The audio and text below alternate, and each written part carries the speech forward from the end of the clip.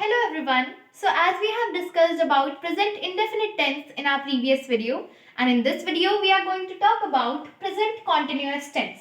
अब हम ये जानेंगे कि present continuous tense कहाँ पर यूज होता है. Present continuous tense shows an action which is going on at present moment.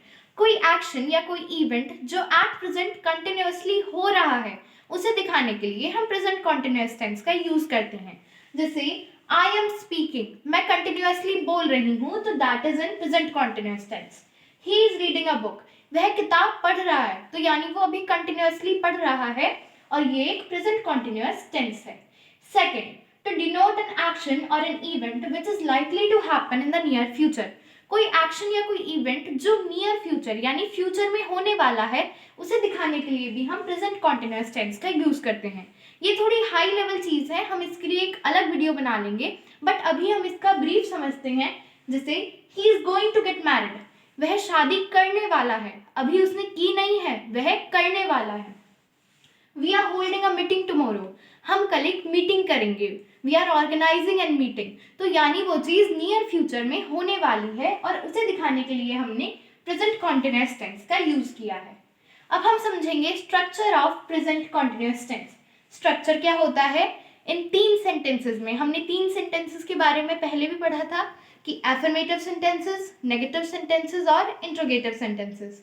Affirmative sentences होती हैं सिंपल स्टेटमेंट. इसका स्ट्रक्चर क्या होता है?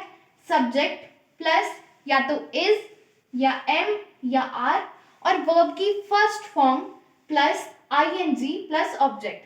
अब जितनी भी वो होती हैं कॉन्टिन्यूअस टेंस, चाहे वो प्रेजेंट कॉन्टिन्यूअस हो, पास्ट कॉन्टिन्यूअस है या फ्यूचर कॉन्टिन्यूअस हो, उसमें वर्ब प्लस आईएनजी होता ही होता है. और ये पहचानने का एक इजी तरीका होता है. अगर आपको कहीं आ जाए कि यहाँ पर टेंस पहचानो, तो अगर उसमें वर्ब के साथ आईएनजी लग रहा है तो आप आंखें बंद करके लिख सकते हो कि यह कॉन्टिन्यूअस टेंस है. इसके बाद आपको पता करना होगा कि वो कौन सा जैसे कौन सा कंटिन्यूअस है, प्रेजेंट है, पास्ट है या फ्यूचर है. तो इसका स्ट्रक्चर हमने समझ लिया. ही इज ईटिंग अ पास्ता. पहले ये समझते हैं कि ये कहाँ पर आते हैं. इस कहाँ पर आता है? ही, शी, इट या कोई भी सिंगुलर नाउन हो उसके साथ हम इज लगाते हैं.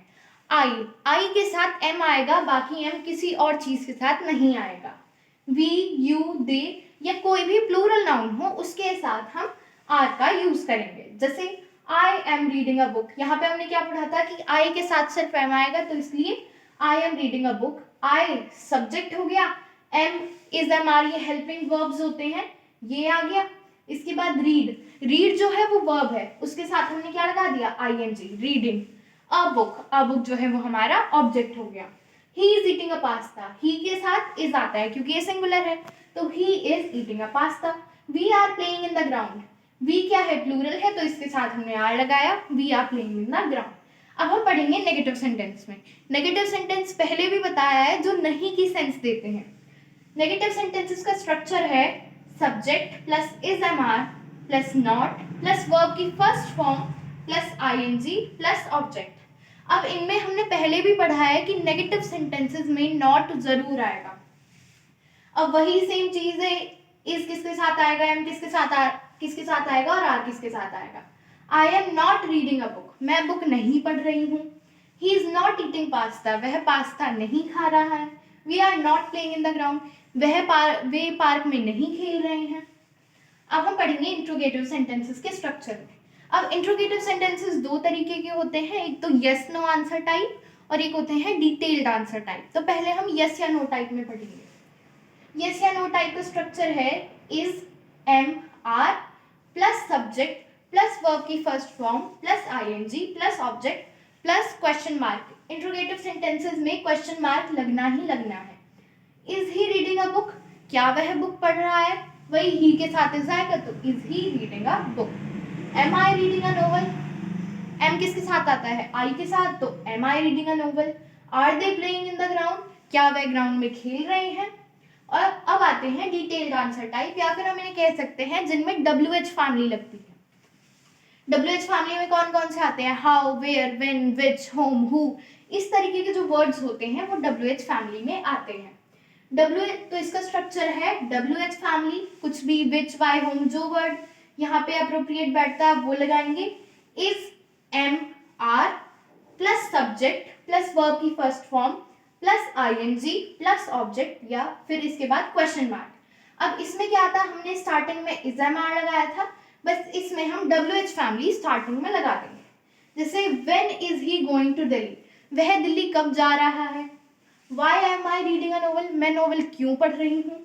Why are they playing in the ground, वे ग्राउंड में क्यों खेल रहे हैं। तो ये पूरा स्ट्रक्चर होता है। अब हम कुछ वर्ड्स पढ़ेंगे जो प्रेजेंट कॉन्टिन्यूअस टेंस में यूज होते हैं। अब कई बार क्या होता है, जो एग्जामिनेशंस होती हैं उनमें क्वेश्चंस आते हैं कि आपको वर्ब की फॉर्म भरनी होती है जैसे, और उन वर्ड से हम पहचान सकते हैं कि यहाँ पे प्रेजेंट कॉन्टिन्यूअस टेंस आएगा।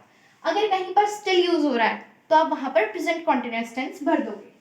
nowadays, these days, at this time, at present, at the moment। तो ये वर्ड्स जहां भी आए वहां पे आप ये प्रेजेंट कॉन्टिन्यूअस टेंस को भर देंगे। जैसे nowadays AQI of Delhi is increasing, मैंने क्या यूज किया, इज इंक्रीजिंग, तो ये क्या है, प्रेजेंट कॉन्टिन्यूअस टेंस है। इन द लॉन्ग रन अब हम अपने टॉपिक को कंक्लूड करेंगे कोटेशन के साथ। Don't just exist in the past और future, live in the present continuous where every moment is an active discovery. आप सिर्फ पास्ट और फ्यूचर में मत रहिए बल्कि you should live in the present continuous, यानी जो अभी हो रहा है हमें उसमें रहना चाहिए और उस पर ध्यान देना चाहिए, क्योंकि पास्ट का हम कुछ नहीं कर सकते, but we can build our future by living in the present continuous moment. With this, thank you everyone. Thank you for listening that properly and making it so good topic. और अगर किसी को किसी भी तरह का कोई भी डाउट है, you can ask in the comment section. I would definitely try to answer them. And for more such videos, subscribe and follow my page on Instagram. Thank you.